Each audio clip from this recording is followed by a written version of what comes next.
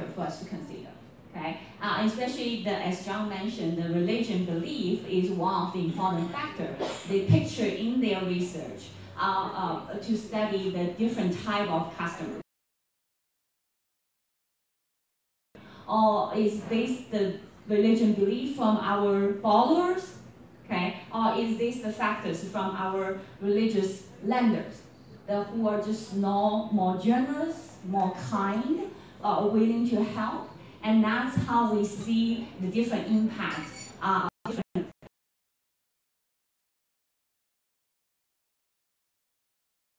Actually opens a new window for us to study further.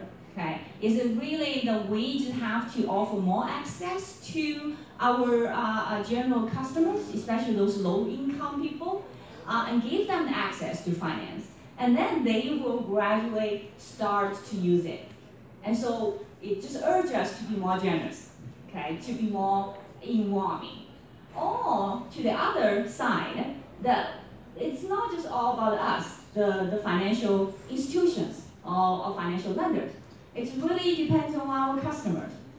They have different characteristics, their personal traits that affect their willingness to participate in the microfinance.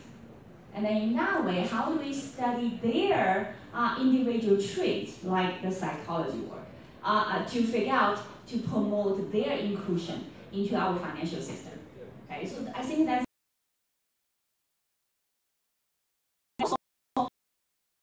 John's work also reminds us a different way to design our new financial product. Okay, the traditional financial loan is that we just borrow out the money, we earn the interest as our profit, and we hope our clients to succeed. Okay, but now in this new structure of microfinancing, we actually deviate from those traditional finance system. We are trying to create a more risk-sharing mechanism between the lenders and the borrower. Okay? So in this way, we're not just hoping them to succeed. The lenders are helping our borrowers to be more successful. Okay? We figure out a different way to make them successful so that we can, get our money back. Okay? And this,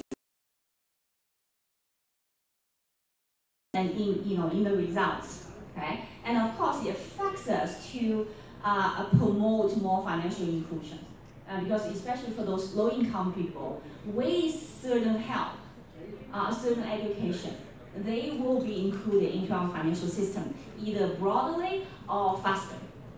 Okay? And so and also in the end, I wanted to mention that from John's work, we also see a light on our product in this coming era. Not only we need to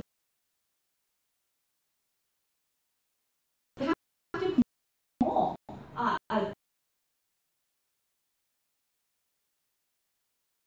categories of borrowers.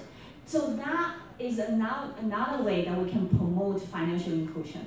Okay, it's not just change our products, but to offer more different type of diversified products to them, and then the different level of people, middle income, low income, the poor educated people, or sophisticated investors, could be all getting together into this new innovative financial system. Okay, so those are my little humble opinions on microfinance and how we could promote it better for our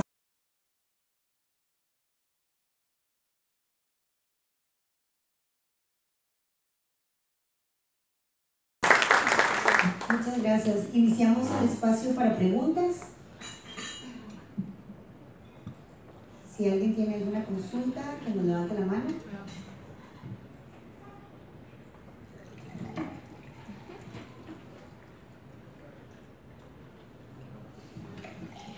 Ok, si no hay consultas, entonces iniciamos con el siguiente panel.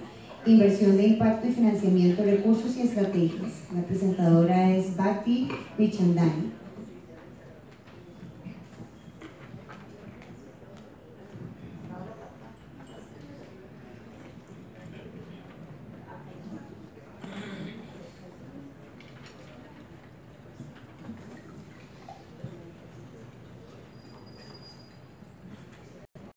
you, everyone. And thank you, everyone, and thank you to the conference organizers. Financial inclusion is widely regarded as critical to human development and worthy of government and private support, including at today's event. Financial services, as we've discussed numerous times today, is a key driver for wealth creation, risk mitigation, entrepreneurship, and consumption smoothing. As Professor Prabhala mentioned earlier, over 2 billion adults don't have access to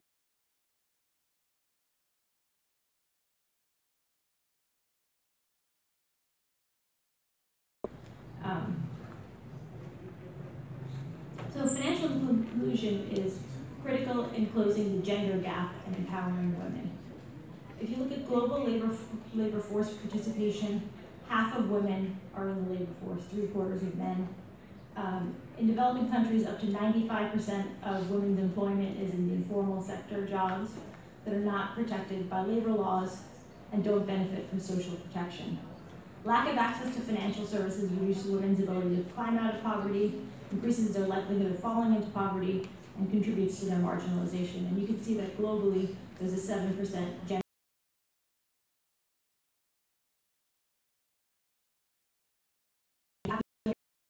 It's 5%, but we still have work to do on this front.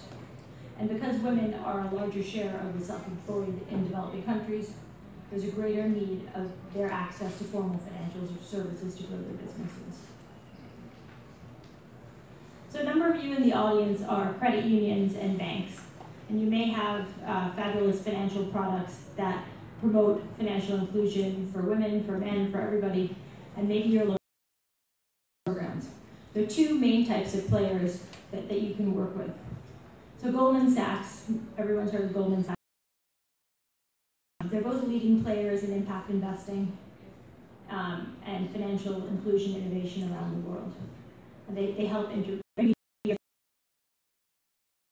in social or environmental benefit. So Goldman Sachs is 150 years old. It was founded in 1869. It engages in a full range of investment banking services, investment management, securities trading. It's headquartered in New York. It has offices on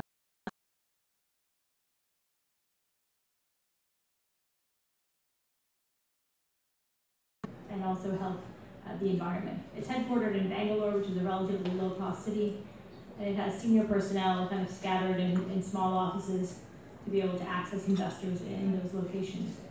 The competitive advantages of an organization like Goldman Sachs, or pick any large multinational who might be interested in having you as their client. It's established distribution channels,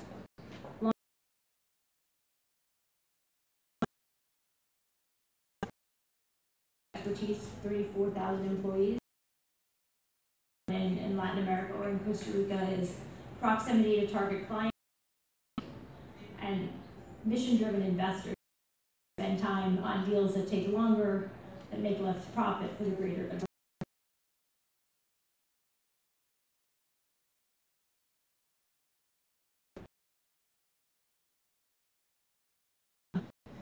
Of the types of deals that both organizations are focused on, the Urban Investment Group at Goldman Sachs has committed over $5 billion to underserved American communities since 2001. They invested several hundred million in Harlem, which is a relatively low income to becoming higher income neighborhood in northern Manhattan. They've built complexes around providing housing for teachers to promote education in Newark, which is a city where education, civism, and early childhood education, and that'll be kind of later. They have the Women's Entrepreneurship, specifically focused on women-owned small and medium enterprises. It was able to raise $30 million for the Swedish pension fund, and it's looking to raise $600 million. The United States non-convertible debt transaction for smaller MFIs in India, which reduced the dependence of FIs. They don't just need loans and savings, they also need insurance for risk mitigation. Now about financial vehicles. So things that your organizations can use to raise capital to achieve your social and environmental goals. The first one is microfinance or securitization. These have been around.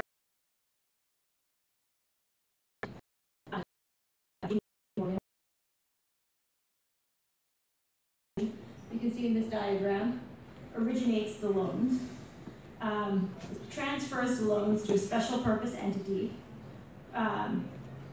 which issues securities that are backed by the microloans. The special purpose entity's sole function is to issue securities and make payments to holders of those securities. And the MFI's underwriting and servicing skills are critical. The issuer is regulatory capital relief, the ability to free up capital and grow their businesses, investor-based diversification, access to funding at potential, which could be a great benefit for your organization. And for those who have not access to international capital markets or issued debt, the ratings and market capital markets inclusion. For investors, the repayment rates are high, there's low volatility of returns, there's low prepayment, and there's a reduced risk from being backed by so many tiny loans, and also low correlation with other assets. In terms of challenges for institutions doing their first securitization, lack of standard documentation can be a challenge. It's not unusual for smaller companies to accommodate customers by negotiating special provisions in loan documents. Non-standardized documentation is very difficult for due diligence and makes the risks of the SPV difficult for investors to understand. So there would have to be a move towards standardization. Covenants and securitization may strain relationships with overdue borrowers by limiting the MFI's flexibility with collections, and requirements for backup servicers may happen to your ability to service the loans.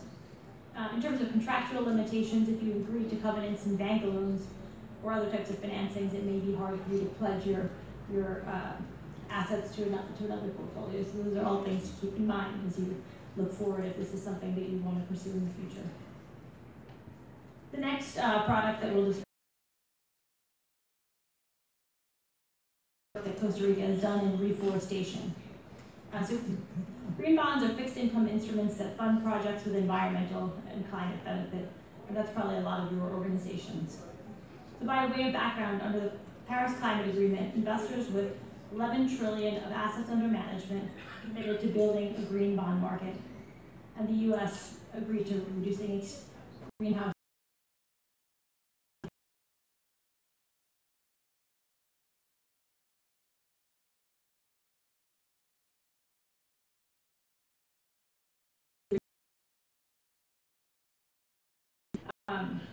last year, China accounted for 40% of global green bond issuance, so it's not just the Paris Agreement. China also has its own initiatives and own accomplishments in this space. So the first green bond was launched in 2007. It was a AAA rated bond issued by the European Investment Bank and the World Bank. It's been, the asset class has grown significantly since then. It doubled from 42 billion in 2015 to 94 billion in 2016, and it's projected to double again. The growth drivers of the Paris Climate Agreement and China's campaign are being replicated in other countries.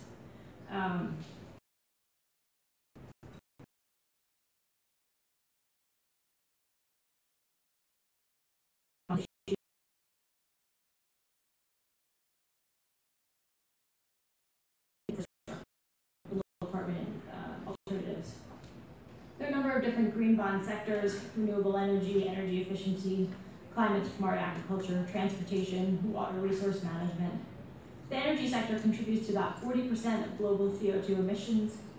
Agriculture, including its associated deforestation, is the largest contributor to the greenhouse gas emissions, and transport contributes about 15%. So use of proceeds. They range from climate change mitigation to climate change adaptation. Climate change mitigation projects facilitate reductions in greenhouse gas emissions, among other things. Climate change adaptation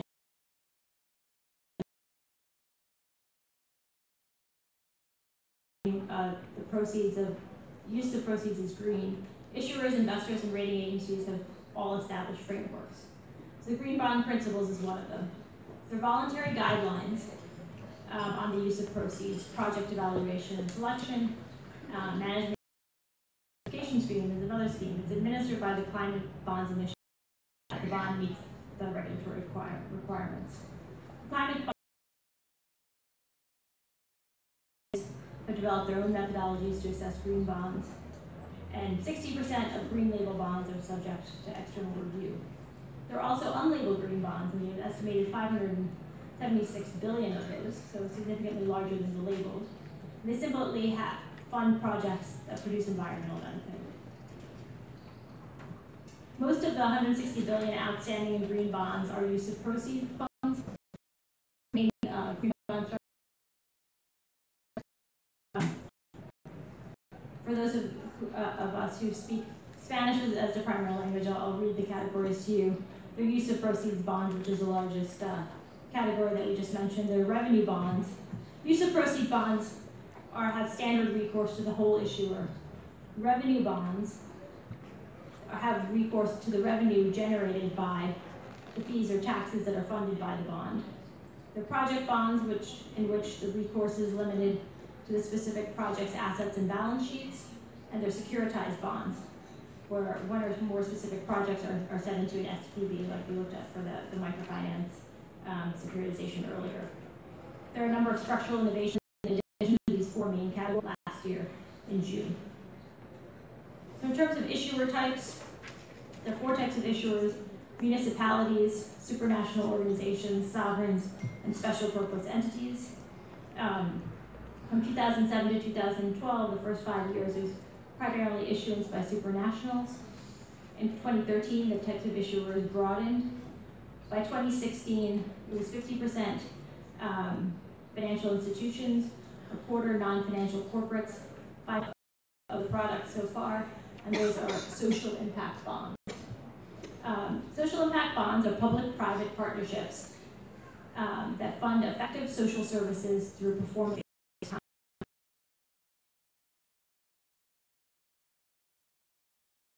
They don't. The first thing to note about them is that they're not bonds.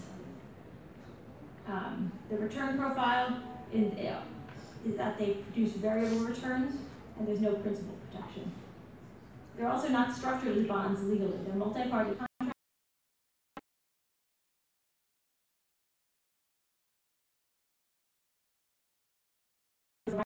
Impact bonds, which we talked about Goldman doing, and we talked about in the green bond section.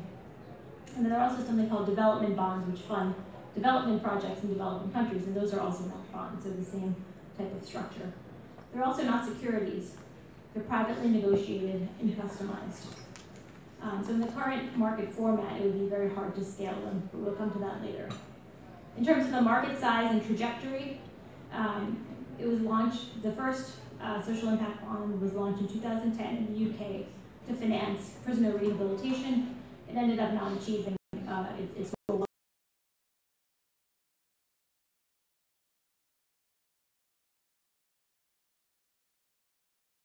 The first U.S. pilots were in New York and Massachusetts. We'll look at the New York example, which is the first example of the U.S. on the next slide. The global market size, there are 60 social impact bonds since 2010, raising over 200 million. In the U.S., there have been 12 deals since 2012, raising 140 million. That may sound like a lot, but it's less than 1/100% of the 1.7 trillion in annual nonprofit revenues. So there's a long way to go in terms of scale. In terms of growth drivers, there's support from governments, as impact bonds.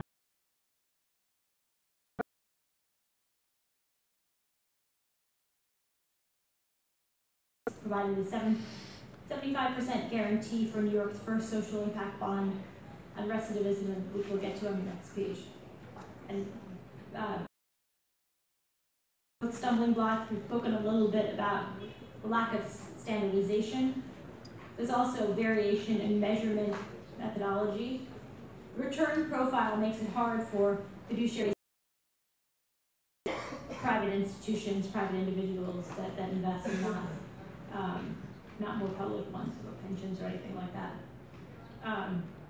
As private placements, social impact bond offerings have been limited to accredited and institutional investors. They are not required to report broadly on their data because they're private, and they have some funny tax characteristics.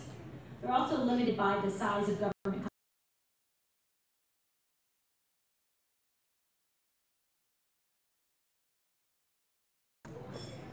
Contracts tend to be smaller, so in terms of achieving scale, social impact bonds could focus on regional or national interventions. They could launch national replication platforms, so after they're successful in a small region, they can grow. Or they can target mainstream social issues that concern large populations. For example, Social Finance Israel is issuing a diabetes social impact bond, and diabetes affects 415 million people, or 7 to 10% of the population. So if successful, that could be a social impact bond that's broadened widely. And then lastly, there's uneven access to data. The data is necessary to set the data is the baseline. Social impact bonds focus on vulnerable populations.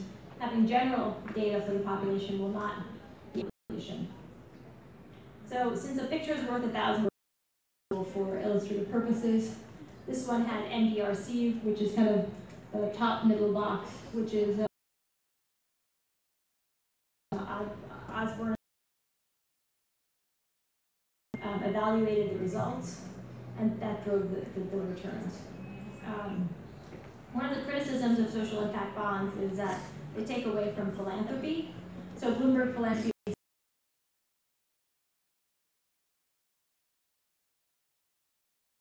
one of the challenges here.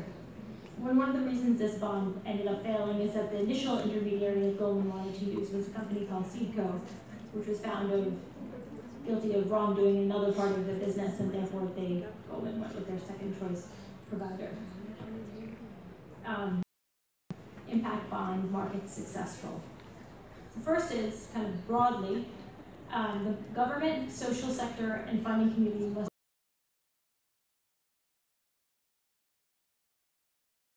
The other one is active and capable market participants. So in terms of favorable market preconditions, you need solid players in data, so local funders for feasibility work, strategic and professional donors and investors, reliable and effective public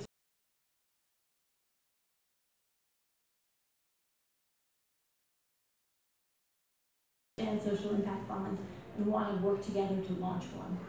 In terms of active and capable demand, the public sector must be able to create social impact bonds. They must have the legal authority to do so. They also have to be able to identify socioeconomic issues, design and execute a program. In terms of capable supply, you need to have capable service providers and potentially multiple options also have to be available. In terms of the last slide is on different social sector contexts in different regions. The U.S. has a lot of private organizations that drive the social sector. The 350,000 human services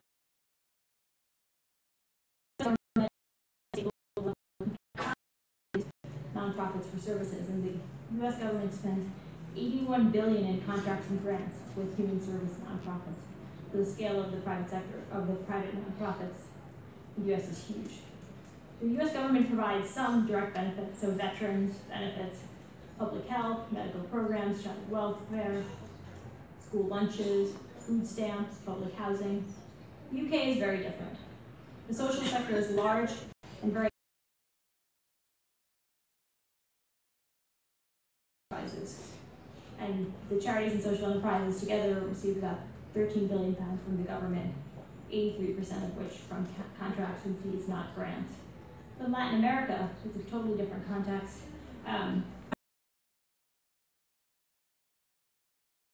Delivery would entail a completely different approach to social impact bonds than in the US or the UK.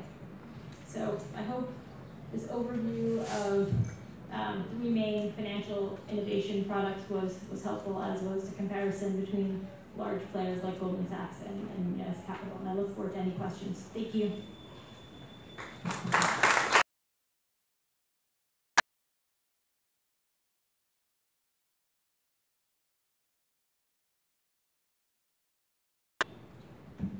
Ok, si no tenemos preguntas, entonces muchas gracias por acompañarnos y ahora invitamos a los facilitadores del siguiente panel. Si gusta pueden tomar asiento en la mesa. Invitamos a Eftekar Hassan, a don Gabriel Ramírez, a Cole John y a Bill Francis.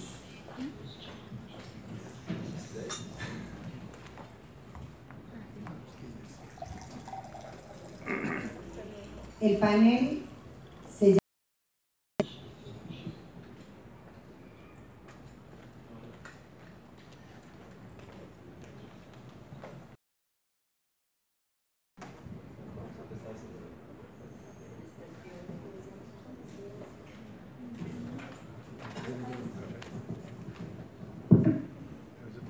Buenas, como que se nos perdió el moderador. ¿Quién es el que hace las preguntas? Bueno, esta sesión lo que queremos hacer es tal vez un tipo de discusión sobre, en una manera de tal vez de resumir las diferentes presentaciones del día y para reflexionar en algunos aspectos que no sé.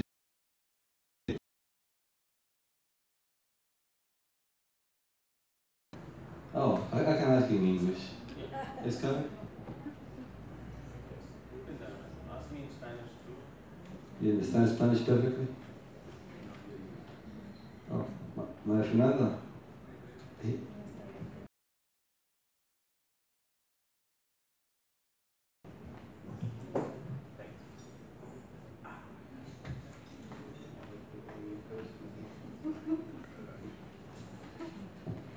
Bill. Well, thank you. It's good to be here. And my name is Bill Francis, and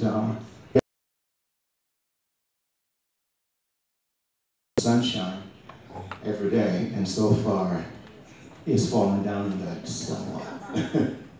But nevertheless, it's great to be here. So I'm the moderator of this session, and my job is to essentially ask these people questions.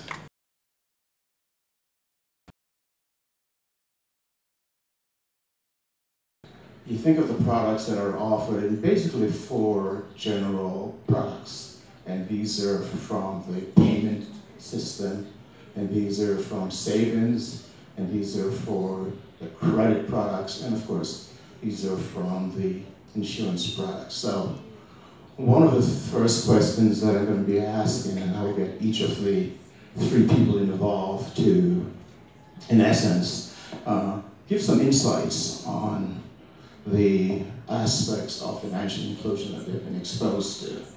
So, people have talked about the digital solution to financial inclusion.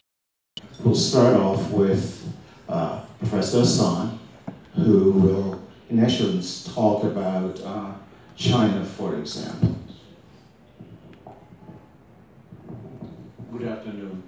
I think that we are here for the event today is because the society as a whole has come to a point that as the progress has been made in growth and increasingly also a gap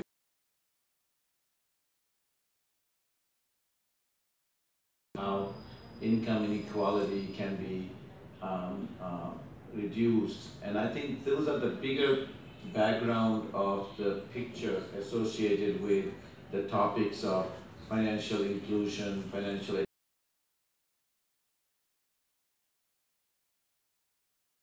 than anywhere in the past is that not necessarily, even though all of us here, most of us here have some sort of tie with financial institutions or cooperatives or others, but the whole ball game of the payment system with regards to financial intermediation has come to a point that not necessarily all the vehicles are through banking institutions. Now, it is not bad in that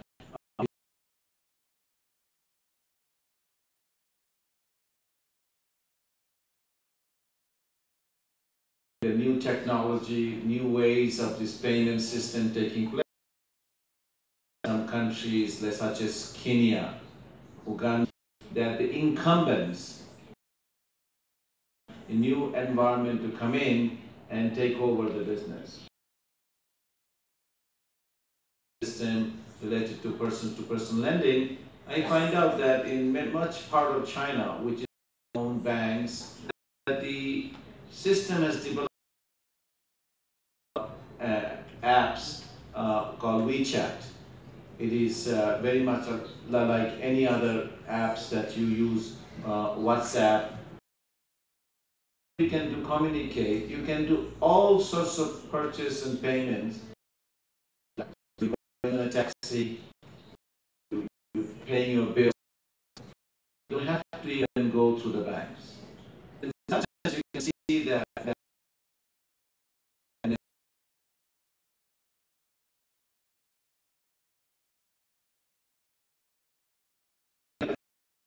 the time I own. So when this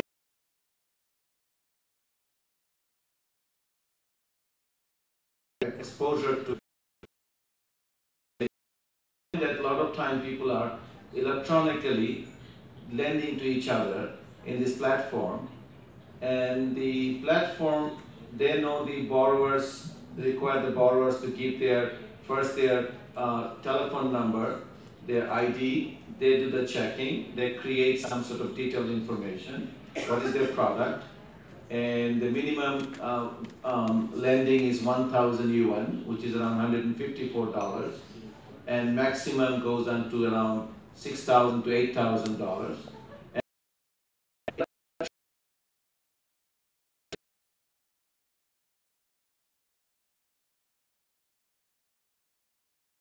Looks like, and things of that sort, and then making a decision on that. And then we find a huge amount of variation on the interest rate that they are charging. The lenders are looking at a perspective they have on the region where the person is borrowing. The diversity within China, that there is a score of lower states and say, oh, don't trust them. These people are in the lower land. They always keep quiet. They are always among themselves. But the right places to build the business or not. So in general, the social capital of an area creates a lot of positive impact into the lenders.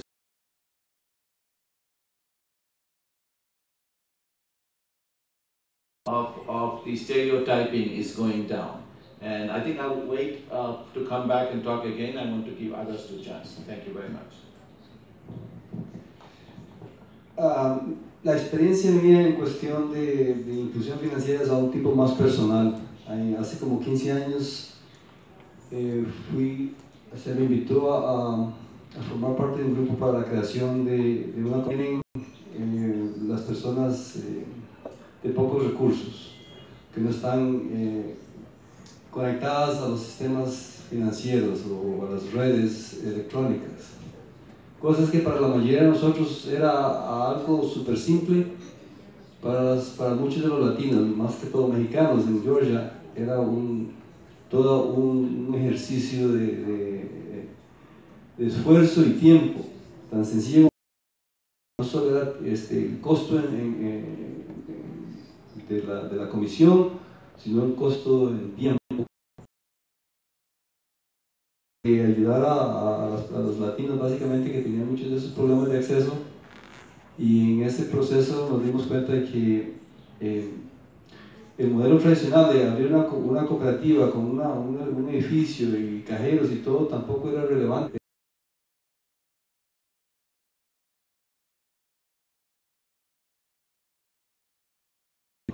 No se formó, o sí se formó, pero no se levantó.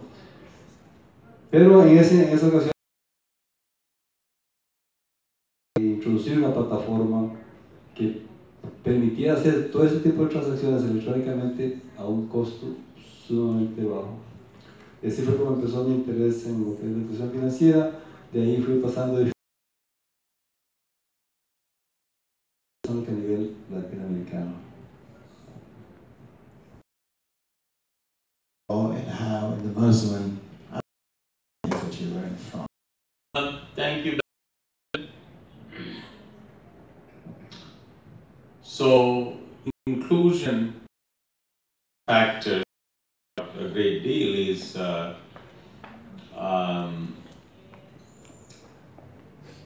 they are excluded because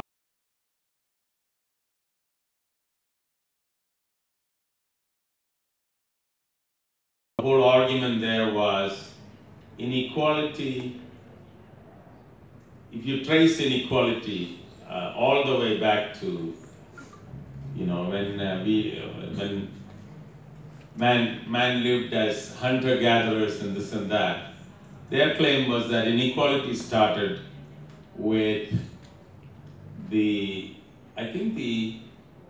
whether or not you could own cows, you could own animals, cows and horses. And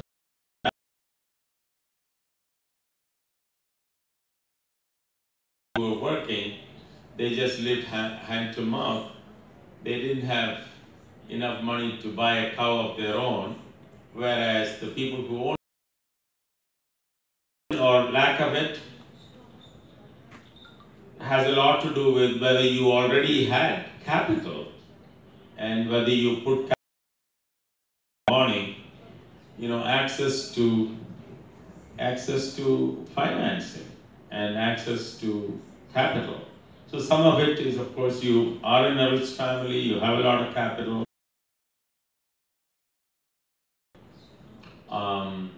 In the morning. So China, even though they have a lot of growth and everything, access to capital in many ways is still an issue. You know, so in other words, even in China, which is sort of in terms of access to capital. Now, of course, there, inclusion or lack of it might be based on, you know, whether you have access to loans from state-owned banks or not. So in other words, if you're a state-owned enterprise, if you're a large enterprise and you have access to state-owned banks, you know, then you are included. On the other hand, many entrepreneurial firms, they have to rely on informal.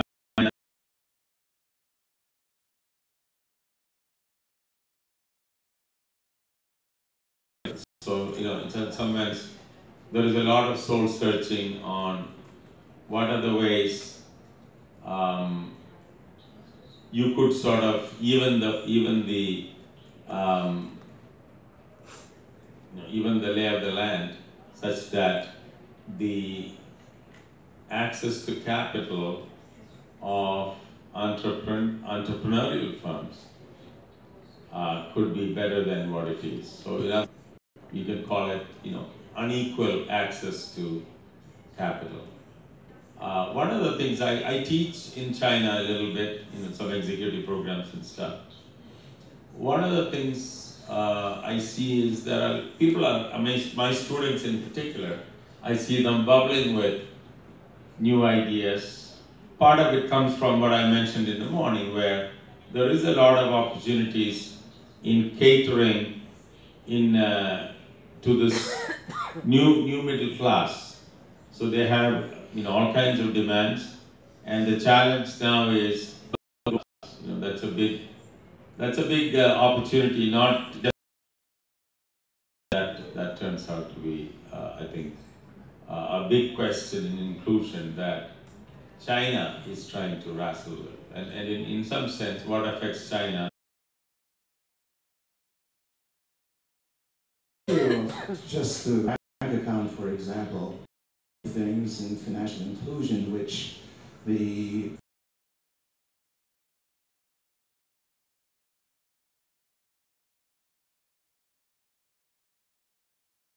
why they should use these services.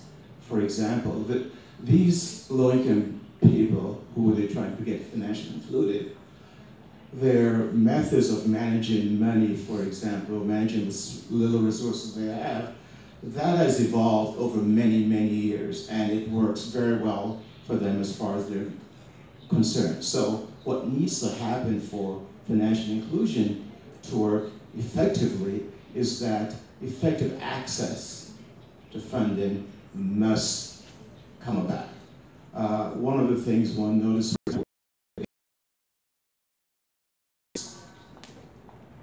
the problem, for example, when low-income people get a windfall, could be relatively small, they have two choices: put it in the bank, for example, or they could actually keep it in a mattress, or they could acquire an asset. Typically, they will acquire an asset in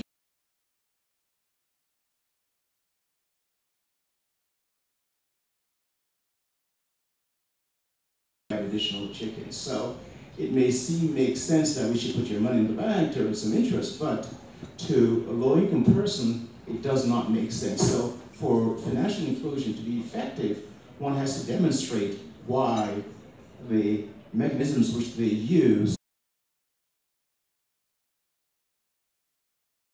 what's one of the ways in which this can be achieved. Now, moving on, one of the questions earlier, what it suggests then is that checks and balances are needed. So I will ask the questions to the three people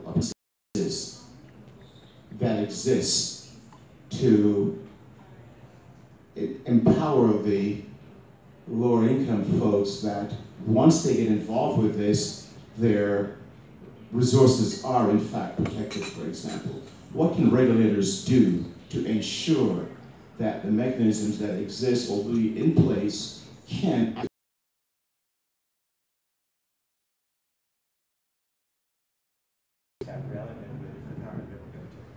Maybe I just start.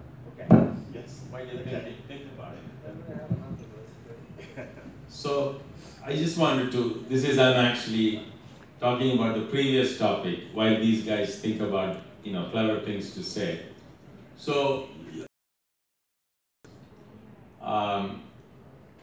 the man,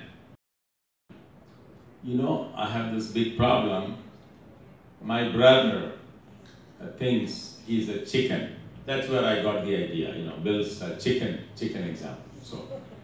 So Woody Allen's brother, an unheard of problem. We can work on 1 year. Can you make it 2 years? Se me olvidó lo que iba a decir. Se necesita y no se necesita. Se necesita regulación porque es importante en cualquier sistema que haya un aparato legal que regule los abusos que puedan existir. También una desventaja que en la mayoría de los casos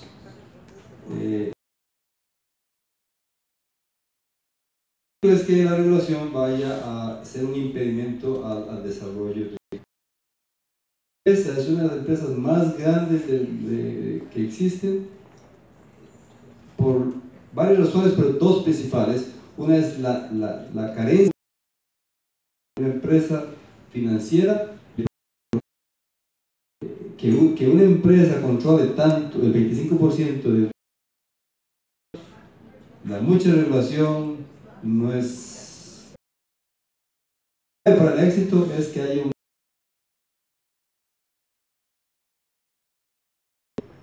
Related to this question, until this morning, my answer would have been only to think about, provide the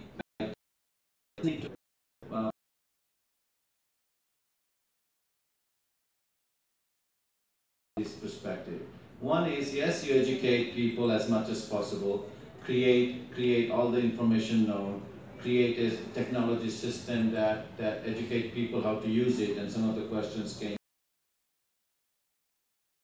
Educate everyone and then get involved in the system. I think there is some would simply observe that other has an account and learn from it. So in this aspect, very much important. I think you mentioned a little bit, I'm answering a little bit, saying it a little bit differently, is that there should be some sort of be able to go and say, this is technology, which are the parties involved in order to impose it, the regular banking industry for several terrorists. So in this case, I do not expect I think what needs to happen is that along the payment chain, training needs to occur at especially the agents level, because they're the face of the digital services. They're the ones who the people react to. As was said earlier this morning by Prabhupada, the low-income people, they're very nervous, they're very concerned. They dislike, for example, using ATMs. They much prefer to speak to someone who benefits. And it's not something that cannot happen overnight, but it is something that you have to repeat and repeat and repeat, because let's face it, as Iftikhar said, the banking system has been in place for hundreds of years, and it's still not perfect, it's still problematic. So can you imagine what people are thinking if you're asking them to move away from cash into something like e-money? So unless the system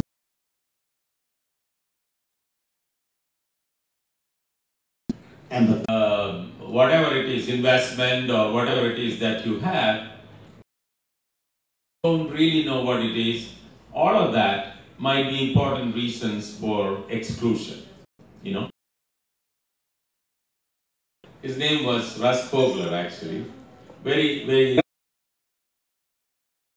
your portfolio, you know. How much return did you make? So Russ would say, Kos, we had a great year. We had a great year, fantastic year. I would ask him, I know, you had a great year, but how much did you make? So he says, you know what, I came below somebody who would have blindly invested in the market. So I would ask, this is the truth. So if you know Russ, I knew Russ, portfolio manager in the world, but you knew you could best he can, and you know, he's going to do the called money doctors. So basically the point of the paper is, you know, in managing money,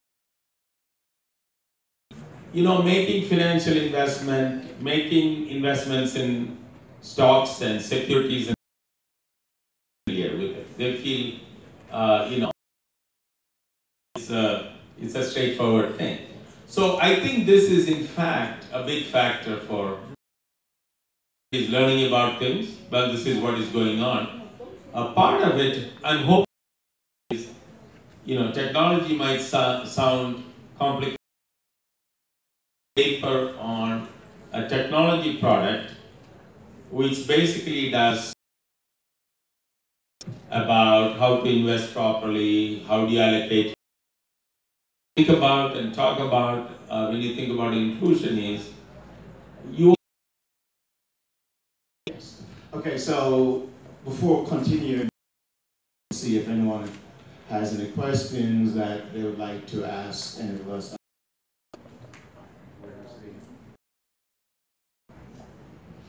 Bueno, tal vez para la inclusión financiera de la región, sobre todo tomando en cuenta financieras. Hablo de su balance social, de una distribución más justa de los excedentes.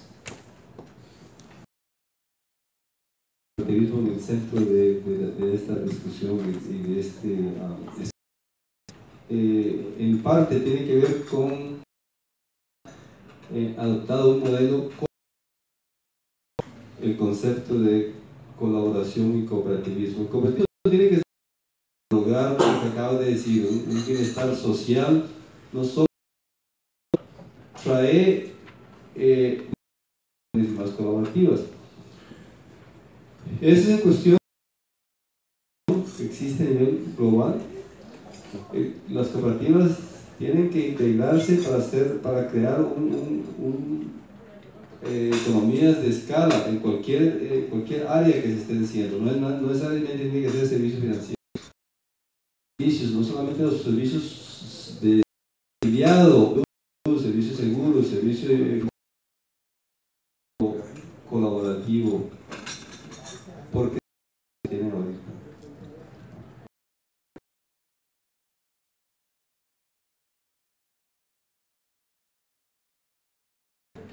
Okay, next question.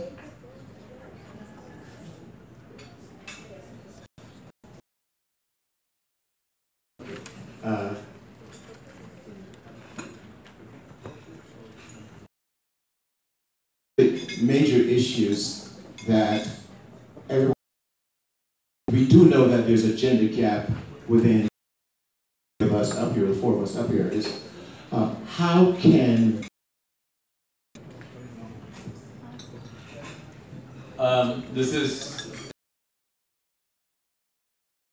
he talked about programs which is focused on that I found in my study, finance, when it's implemented well, has had an effect involved, proactive in getting these microfinance loans, the implementation of the loan. Now, remember, the participation of women were actually lower in among Islamic borrowers after these microfinance institutions getting potentially women borrowers as well. So there has been some this particular area. Experiment that has been taken starting from rate is significantly higher for women, and by Pitts and Kandakar and a couple of papers that time. But even recently, all of this experiment takes into different countries like Kenya, Uganda, and so on. The females component, females group has always been more. Their females are risk averse.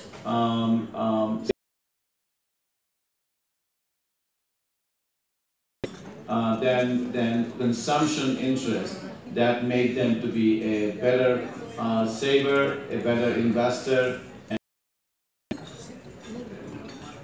En mi opinión, yo diría que las herramientas digitales van a ayudar a eliminar o reducir esta diferencia, precisamente porque van a recolectar información que va a validar hechos que ya se conocen. Por ejemplo, en Estados Unidos, lo que se paga, los que son jóvenes de 15, 16, 18 años pagan la mayor tasa de seguro. ¿Por qué? Porque está bien documentado que que en la mayoría de los casos están envueltos en accidentes. Pero lo interesante, yo tengo una hija, lo interesante es que si esa persona joven es una mujer, las tasas los seguros son menos que si fuera un muchacho. ¿Y por qué es eso? Porque está bien documentado que los muchachos tienen más riesgo en manejar que las muchachas. ¿Qué dice todo esto? Eso está documentado, ¿por qué? Porque todas las transacciones están registradas en los sistemas de cómputo.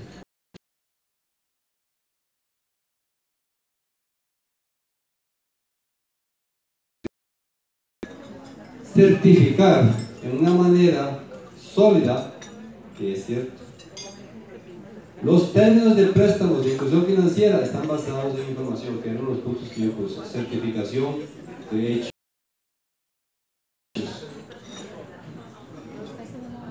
Bhakti, you have some comments to add to this issue?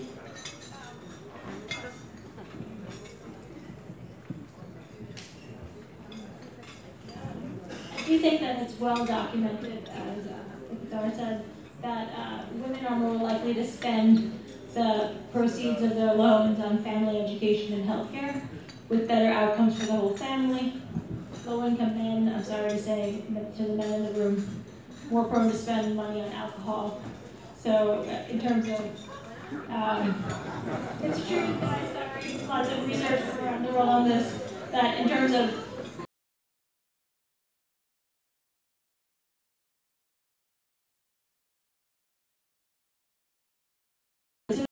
going along with their being more risk averse. So a man will grow a single business larger.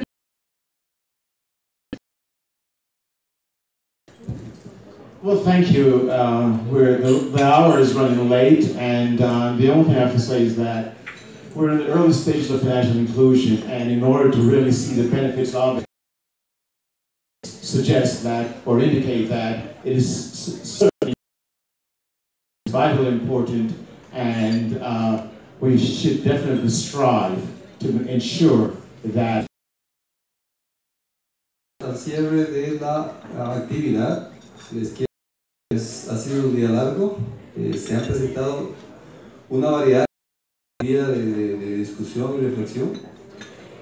La intención de esta conferencia no es nuevo, pero establecer un interés un poco más financiera, particularmente cuando está un esquema básico de migración de una economía tradicional a una economía transaccional digital.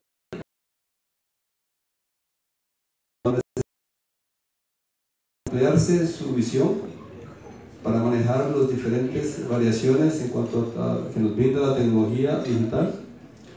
Hemos hablado sobre cambios y políticas internas que deben realizarse con finalidad y aspectos culturales que se deben tomar en cuenta, que conllevarán a un mejor producto y un mejor diseño de servicios por parte de la cooperativa. Hemos hablado de mercadotecnia y de la necesidad de establecer patrones o prácticas de lealtad de servicios de finanzas, estructuras que existen, pero no quiere decir que en un futuro cercano estas puedan estar. Hemos hablado de, estoy seguro se me han quedado algunos aspectos que se tomaron en cuenta en esta presentación. Muchísimas gracias, disfruten su café y esperamos verlos. Siempre hay que hacer un poquito de mercadotecnia. Y Senecop, que sin el apoyo de ellos esta conferencia no hubiese sido. Universidades que muy cordialmente aceptaron venir a Costa Rica.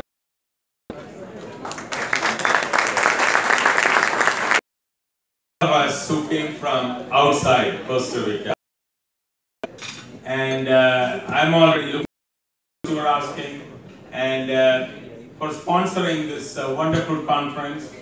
And I want to thank the university and friend Gabriel Ramirez for